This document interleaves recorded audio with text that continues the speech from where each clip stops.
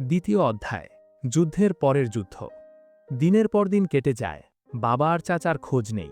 ফিরে আসবে কি আসবে না সে খবরও পাচ্ছি না। আমার দাদা, মা ও চাচি এমন কেউ নেই বা এমন কোনো সম্ভাব্য উৎস নেই যেখানে যার কাছে গিয়ে ধর্ণা দেননি। কিন্তু সব চেষ্টা বিফলে। এমন উৎকণ্ঠা শুধু আমাদের একার না, পাড়ার আরও অনেকের ছিল। প্যালেস্টাইন লিবারেশন আর্মি এবং পপুলার রেজিস্ট্যান্স মুভমেন্টের অনেক যোদ্ধা নিখোঁজ। পশ্চিম তীর বা গাজার অন্যান্য এলাকার মতো আমাদের পাড়ায়ও হতাশা, ক্ষোভ আর বিশৃঙ্খলা নেমে এসেছে। মানুষজন দিশাহারা হয়ে পড়েছে।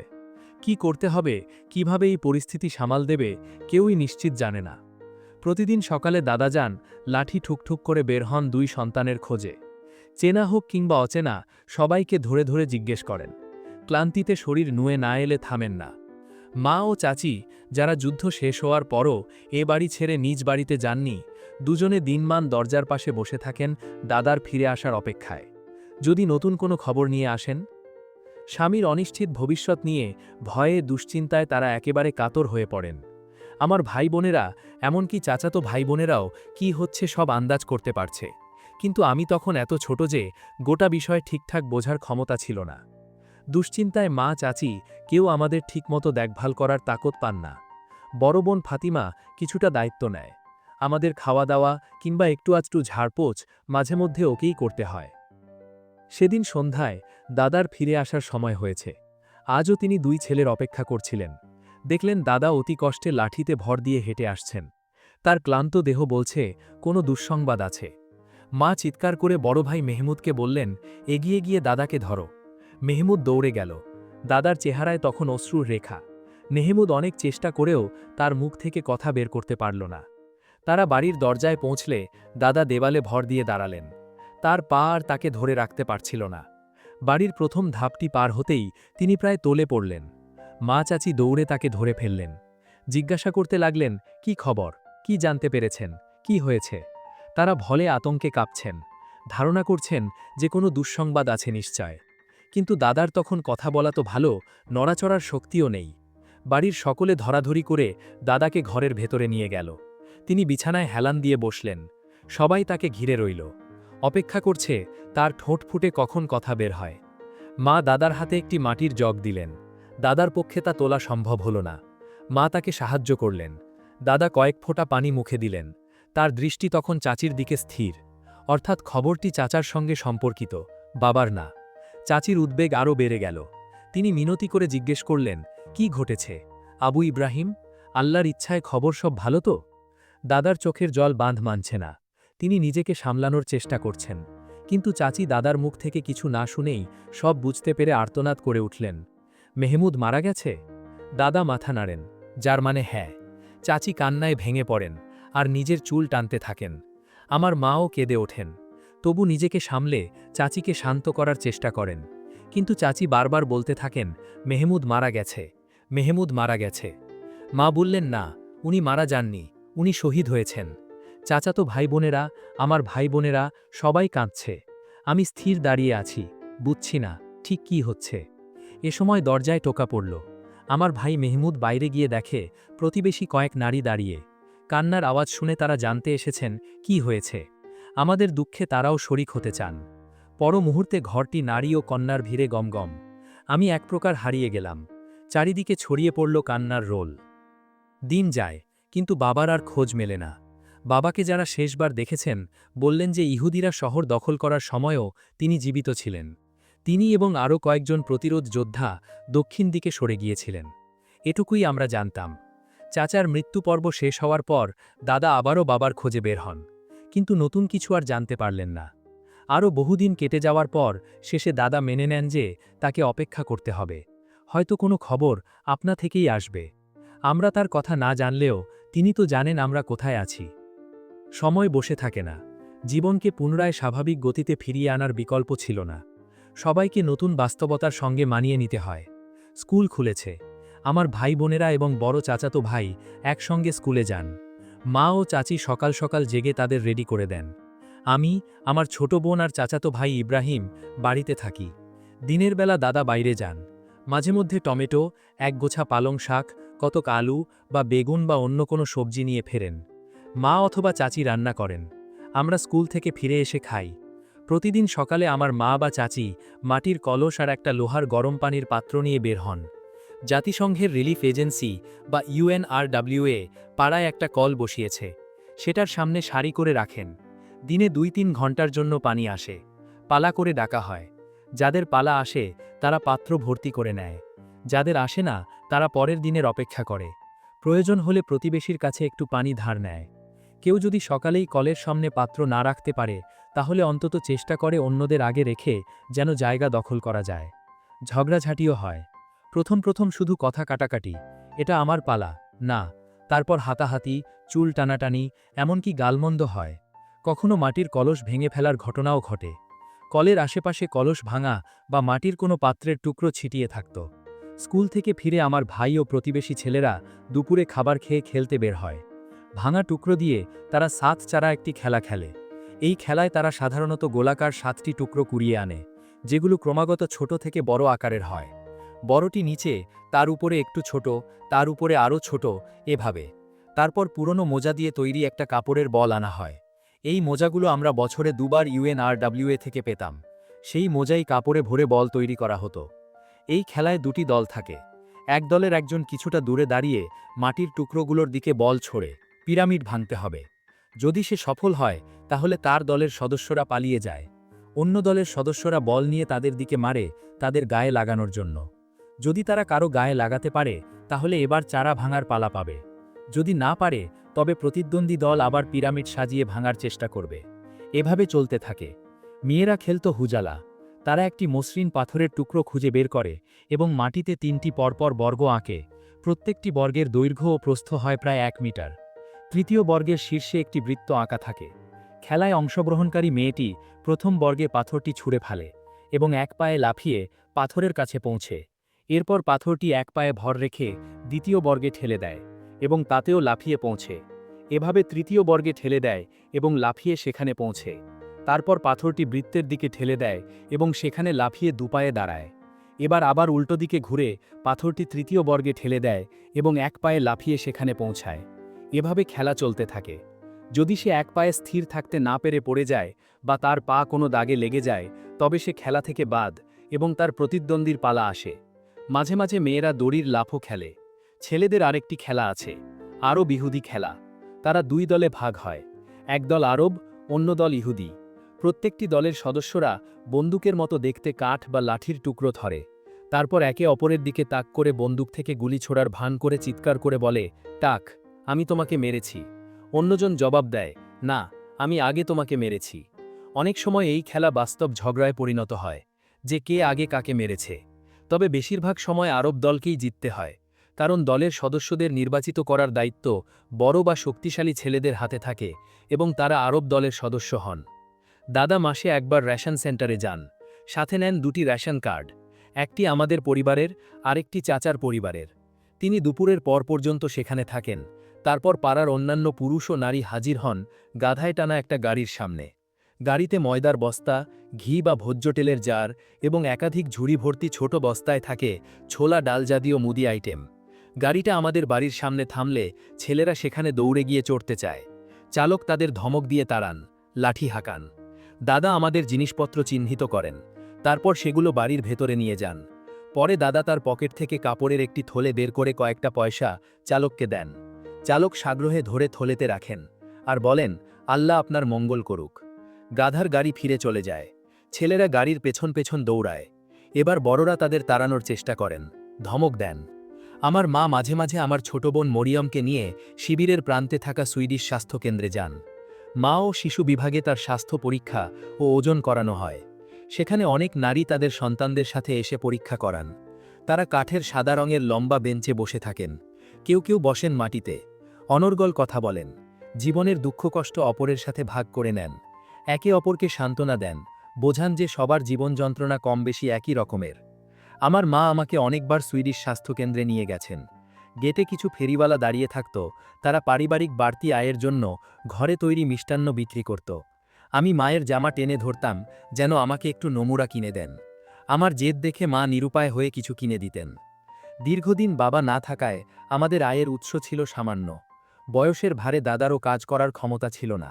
তবুও আমাদের আর্থিক অবস্থা অন্যদের তুলনায় খানিকটা ভালো ছিল। আমার মা বা দাদার কাছে কিছু থাকে, আমি দেখি, যদিও ঠিক কোথা থেকে সেই টাকা আসে। আগে মায়ের হাতে দুগাছি সোনার বালা দেখেছি, যুদ্ধের পরে আর দেখিনি। আমার মামা সালেহ প্রায়ই আমাদের বাড়িতে আসেন, মাকে কিছু দেন। আমাদের বা চাচাতো ভাই বোনেদের সকলকে এক দুটো পয়সা দিয়ে খুশি করেন। আমরা দৌড়ে গিয়ে কাছের আবু জাবেরের দোকান থেকে মিষ্টি কিনে খাই। সালেহ মামা খানিকটা সচ্ছল মানুষ, তার একটি টেক্সটাইল ফ্যাক্টরি আছে, বেশ কয়েকটি বৈদ্যুতিক বয়ন মন্ত্র রাখেন, যা তিনি গাজা দখলের আগে মিশর থেকে এনেছিলেন। দখলতিতার পরও ফ্যাক্টরি চালু আছে, উৎপাদনও ভালো। কাপড় তৈরি করে তিনি গাজার কাপড় ব্যবসায়ীদের কাছে বিক্রি করেন। ১৯৬৭ সালের যুদ্ধের পরে পশ্চিম তীর আর গাজার মধ্যে ধীরে ধীরে যোগাযোগ চালু হয়। মামা তার উৎপাদনের একটা অংশ পশ্চিম তীরের দক্ষিণে, বিশেষ করে হেব্রন এলাকায় বিক্রি শুরু করেন। তার আর্থিক অবস্থা, তিনি নিয়মিত মাকে খরচ দিতে থাকেন। মা নিতে চাইতেন না, কিন্তু মামা বলতেন, যদি আমি তোমাকে সাহায্য না করি তাহলে কে করবে? তোমার সন্তানদের কিভাবে বাঁচাবে? মা বাধ্য হয়ে মাথা নিচু করে নেন, তার চোখে পানি চলে আসে। মামা তাকে মৃদু বকা দিয়ে বলেন, প্রতিবার কেন কাঁদো? এখন আমার চাচি ও চাচাতো ভাই বোনেরা প্রায় পুরোপুরি আমাদের সাথে থাকেন। আমরা সাথে রুটি পানি ভাগাভাগি করে খাই। দাদা আমার ভাই মেহমুদ ও চাচাতো ভাই হাসানকে বললেন, আমাদের ও চাচার বাড়ির মধ্যের দেওয়ালের একটি অংশ ভেঙে দিতে, যাতে দুই বাড়ি একত্র হয়ে যায় এবং কেবলমাত্র খানিকটা ব্যক্তিগত স্থান আলাদা রাখা হয়। চাচার পরিবারের আর্থিক অবস্থা ছিল খুব দুর্বল। চাচিকে নতুন বিয়ে করার জন্য চাপ দেওয়া হচ্ছে। বলা হলো, যেহেতু তার স্বামী শহীদ হয়েছেন নিশ্চিত, তাই তার সঙ্গীহীন থাকার যুক্তি নেই। সন্তানদের ভবিষ্যতের কথা ভেবে তিনি বিয়েতে রাজি হচ্ছিলেন না। তাকে বোঝানো হলো যে সন্তানদের দেখাশোনার জন্য দাদা ও চাচার পরিবার যথেষ্ট। বিয়ে না করা উচিত না তার, সামনে পুরো জীবন পড়ে আছে, বয়সেও তিনি তরুণ। তাদের মতে সময় ও বয়স অপেক্ষা করে না এবং যৌবনকে বৃথা যেতে দেওয়া ঠিক না। দিন গড়িয়ে মাস বছর পেরিয়ে যায়। একবার মামা বাড়িতে এলেন মাকে কিছু খরচা দিতে। মাও বরাবরের মতো তা নিতে অস্বীকার করলেন। মামা অনেক চেষ্টা করেও তাকে রাজি করাতে পারলেন না। অবশেষে মামা তাকে বোঝান যে তার ফ্যাক্টরিতে নতুন কর্মী লাগবে, কিন্তু তিনি নিয়োগ স্থগিত রেখেছেন মেহমুদ ও হাসানের কথা ভেবে। ওরা বড় হয়েছে, স্কুল শেষ হলে ফ্যাক্টরিতে জয়েন করতে পারবে। তিনি বললেন, অপরিচিত কারো চেয়ে ওরাই বেশি যোগ্য। মা শর্ত রাখলেন যে ছেলেরা পরদিন থেকেই যদি কাজ শুরু করে তাহলে তিনি পয়সা নেবেন। পরের দিন থেকে মেহমুদ ও হাসান ফ্যাক্টরিতে যোগ দিল। দুপুরে স্কুল থেকে ফিরে ব্যাগ নামিয়ে রাখে। মা অন্যান্য ভাইবোন সহ তাদের দুপুরের খাবার বেড়ে দেন। খাওয়া শেষ হলে মা তাদের মন দিয়ে কাজ করার উপদেশ দেন। সূর্যাস্তের আগে তারা কাজ শেষে ফেরে, মা তাদের বিজয়ী সৈনিকদের মতো বরণ করেন। মাস শেষে মামা তাদের মাইনে দেন, যদিও কাজ ছিল নামমাত্র। প্রায় দিনই আমি ভোরের আলো ফোটার আগে দাদার কণ্ঠ শুনে জেগে উঠি। তিনি অজু করার সময় পরিচিত দোয়া পড়েন। তার কণ্ঠ শুনলে আমার ভারী আনন্দ হয়। বিশেষ করে ফজর নামাজের জন্য সূরা ফাতিহা এবং কুরআনের অন্যান্য অংশ তেলাওয়াত করেন। আমি তার দোয়াগুলো মুখস্থ করে ফেলি, যেমন আল্লাহুম্মা হাদিনি ফি মান হাদাইত। ফজরের নামাজের সময় দাদা মসজিদে যেতে পারেন না, কারণ তখন কারফিউ থাকে। কারফিউ প্রতিদিন সন্ধে ৭টা থেকে শুরু হয়ে ভোর ৫টা পর্যন্ত চলে। কোনো জরুরি ব্যাপার থাকলে অন্য সব নামাজ দাদা মসজিদে গিয়ে পড়েন। রেশন আনতে যাওয়া বা কারফিউ চললে তখন ঘরে পড়েন। শিবিরের মসজিদটি ছিল একটি বড় ঘরের মতো, ছাদ টিনের শীট দিয়ে ঢাকা, অনেকগুলো জানালা, একটি ছোট্ট মিনার আছে। একটা পাথরের সিঁড়ি বেয়ে মুয়াজ্জিন সেখানে ওঠেন এবং উচ্চৈস্বরে আজান দেন। মসজিদের দরজার পাশেই একটি শৌচাগার, আর অজু ও পানি পান করার জন্য কয়েকটা মাটির কলস। মসজিদের মেঝে পুরনো এবং প্রায় জীর্ণ কিছু মাদুর ও কার্পেট দিয়ে ঢাকা। ভেতরে সামনের দিকে কয়েকটি কাঠের ধাপে তৈরি ছোট্ট একটা মিম্বর। দাদা প্রায়ই আমাকে মসজিদে নিয়ে যেতেন, বিশেষ করে জোহরের আজানের আগে। তখন তিনি আমার হাত ধরে রাখেন। আমার ছোট হাতটি তার বড় হাতে প্রায় হারিয়ে যায়। যদিও তিনি ধীর গতিতে হাঁটেন, তার ৭০ বছরেরও বেশি, তবু তাকে ধরে রাখতে আমাকে একরকম দৌড়াতে হয়, বা তিনি আমাকে অনেকটা টেনে নিয়ে যান। আজানের আগে আমরা মসজিদে পৌঁছাই। আমি দাদার পাশে দাঁড়াই, যতটা পারি তার অনুকরণ করি। তার পাশে বসে থাকি শান্তশিষ্ট ছেলের মতো মাথা নিচু করে। দেখি শেখ হামিদ তার পকেট থেকে ঘড়ি বের করেন এবং আজানের সময় হলে মিনারে উঠে উচ্চৈস্বরে আজান দেন। সেই মিষ্টি সুরের আজান শুনলে কি যে খুশি লাগত। কেবলই চারপাশে তাকিয়ে যেন শব্দগুলো দেখতে চাইতাম। আজান শেষ করে শেখ হামিদ মিনার থেকে নেমে আসেন। সবাই সুন্নত পড়েন। আমি দাদার পাশে দাঁড়িয়ে তারই মতো নামাজ পড়ার চেষ্টা করি। মসজিদের অন্য শেখরা এক এক করে এসে জোহরের জামাতে সামিল হন। উপস্থিত মুসল্লিদের সংখ্যা 10-এর বেশি হয় না। সবাই বয়স্ক। আমি আর দু-একজন শুধু বাচ্চা। তাদেরও নিয়ে আসেন তাদের দাদারা। এমন মনে হচ্ছিল যে দাদা আর মা দুজনেই ধীরে ধীরে বাবার অনিশ্চিত ভাগ্য মেনে নিয়েছেন, কারণ তারা তার সম্পর্কে কথা বলা প্রায় বন্ধ করে দিয়েছেন। বুঝতে পারছেন যে অপেক্ষা করা ছাড়া তাদের আর উপায় নাই। আমাদের ঘরের নতুন ঘটনা হল চাচির আবার বিয়ে করা। বিষয়টা সহজ না হলেও পরিবার তাকে বিয়েতে বাধ্য করেছে। তার নতুন স্বামী রাতে আমাদের বাড়িতেই থাকেন। মাও তার প্রতি যত্নশীল ছিলেন। চাচির সন্তানদেরও তিনি নিজের সন্তানের মতো দেখে রাখেন। এতে বাবার ও চাচার শূন্যতা পূরণ করা যায়নি বটে, তবে কিছুটা স্বস্তি নিশ্চয়ই দিয়েছে। এভাবেই দিনগুলো কেটে যাচ্ছে। ভোরবেলায় দাদার অজু ও ফজর নামাজের আওয়াজে আমি জেগে উঠি। এরপর মা জাগেন। আমার ভাইবোন ও চাচাতো ভাইবোনদের ঘুম থেকে তুলে স্কুলের জন্য প্রস্তুত করেন। তারা সবাই স্কুলে চলে যায়। দাদা বাজারে যান। মা ঘর গুছানোর কাজে লাগেন। এই সময় আমি আমার ছোট বোন মেরিয়ামের পাশে বসে থাকি, যেন সে ঘুম থেকে উঠে না কাঁদে। ফিরতি সময় দাদা একাই ফিরে আসেন। পরে আমার ভাইবোন ও চাচাতো ভাইবোনেরা স্কুল থেকে ফেরে। মা আমাদের জন্য দুপুরের খাবার পরিবেশন করেন। আমরা একসাথে খাই। প্রতিদিন মা মেহমুদ ও হাসানকে উপদেশ দেন, তাদের বিদায় জানান। তারা মামার কারখানায় কাজ করতে যায়। আমরা বাইরে গিয়ে আরব ইহুদি খেলা অথবা সাত তারা খেলি। মেয়েরা হুজালায় মগ্ন হয়। সন্ধ্যা ঘনিয়ে এলে মেহমুদ হাসান কারখানা থেকে ফিরে আসে। আমাদের জীবনের প্রতিদিনের রুটিন এভাবেই চলে। নতুন কিছু ঘটে না। এক সন্ধ্যায় মেহমুদ হাসান দুজনেই কারখানা থেকে ফিরতে দেরি করছিল। তবে তারা আজ একা আসেনি। সাথে মামা সালেহ এসেছেন। সব সময়ের মতো তিনি আমাদের সাথে উষ্ণ কোলাঘুলি করলেন, সবাইকে কিছু পয়সা দিলেন। তারপর মায়ের সাথে বসলেন খালা ফাতেহিয়ার কথা বলতে। খালার জন্য বিয়ের প্রস্তাব এসেছে। মামার ভালো চেনা জানা তারা। প্রস্তাবদাতারা পশ্চিম তীরের হেব্রনের কাছাকাছি একটি ছোট্ট গ্রামের কাপড় ব্যবসায়ী। তারা মামার কাছ থেকে প্রায়ই কাপড় কিনতে আসে। এখন মামা এসেছেন মায়ের মতামত জানতে। মা বললেন, মতামত তো তোমারই। যদি ফাতেহিয়া রাজি থাকে আর তুমিও তাদের সম্পর্কে ভালো জানো, তাহলে আল্লাহর নামে এগিয়ে যাও। মা আমাদের সঙ্গে মামাকে রেখে কিছুক্ষণের জন্য চলে গেলেন। মামা আমাদের নিয়ে বসলেন সবার স্কুল ও অন্যান্য বিষয়ের খোঁজ নিতে। কিছুক্ষণ পরে মা এলেন চায়ের পাত্র নিয়ে। মামা চা খেয়েই চলে যাওয়ার জন্য উঠলেন। মা তাকে বলতে চাইলেন রাতটা যেন থেকে যান, কিন্তু মামা বললেন, তুমি জানো বাড়ির বাইরে রাতে থাকতে পারি না। বাড়িতে তো কেবল আমার মেয়েরা। মা দোয়া করলেন, আল্লাহ তোমার মঙ্গল করুন সালেহ। মামা বের হয়ে গেলেন। বলে গেলেন, আমি ওদের সম্মতিটা জানিয়ে দেব। বিয়ের তারিখ ঠিক হলেই তোমাকে জানাবো, যাতে তুমি, হাজি আবু ইব্রাহিম এবং ছেলেমেয়েরা সবাই অনুষ্ঠানে থাকতে পারো। পরের দিন ভোর থেকেই দাদা নামাজ শেষ করার পর সামরিক জিপের লাউডস্পিকারের দিকে মনোযোগ দিলেন। শোনা যাচ্ছে ভাঙা ভাঙা আরবিতে কারফিউ জারির ঘোষণা। হ্যালো হ্যালো, কারফিউ জারি হয়েছে। পরবর্তী ঘোষণা না আসা পর্যন্ত বাইরে বের হওয়া নিষিদ্ধ। যে কেউ বের হবে সে মৃত্যুর ঝুঁকিতে পড়বে। বারবার একই ঘোষণা শোনা যাচ্ছে। মা সবাইকে বললেন, আজ কোনো স্কুল নেই, বাড়ির বাইরে কেউই যাবে না। তিনি অন্য ঘরে গিয়ে নিশ্চিত হলেন যে দাদা, আমার চাচাতো ভাই হাসান, ইব্রাহিম কারফিউয়ের কথা জানে। আমরা পুরো দিন বাড়ির ভেতরে থাকলাম। মা সারাদিনে একবারও দরজা খুললেন না।